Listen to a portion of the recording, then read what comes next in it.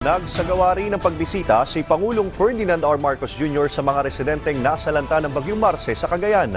Ang mga residente labis ang pasasalamat dahil sa tulong ng Pangulo. Si Oliver Bacay ng PIA Region 2 para sa Balitang Pambansa.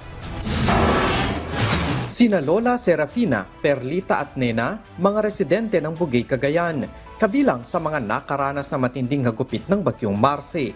Maluha-luha nilang ikinuwento ang kanilang karanasan ng gabing humagupit ang bagyo. Katulad din ng iba nilang mga kababayan, nagising sila kinaumagahan na wala na ang bubong ng kanilang mga tahanan. Gayunman, ipinagpapasalamat pa rin ng mga ito na walang nasaktan sa kanilang pamilya.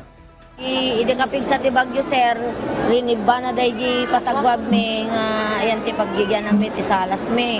Apo ko gyaman na kunay ti gobyerno sir, no da may tulong yung kada kami tamaat at pandagyahi pagididamin. Agyam-yaman na kunay, manta umay ni ako presidente kanigob. Lubos din ang pasasalamat ng mga lokal na opisyal sa pagbisita ng Pangulong Ferdinand R. Marcos Jr. sa lalawigan upang personal nitong makita ang naging pinsala ng bagyo.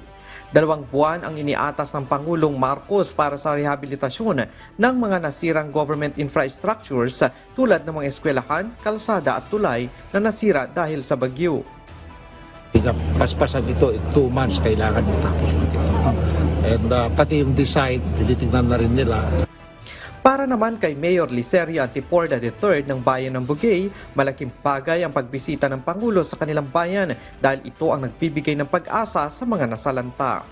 Kahit na bagyo tayo na malungkot, ngingiti tayo dahil nandito yung Pangulo ng Republika.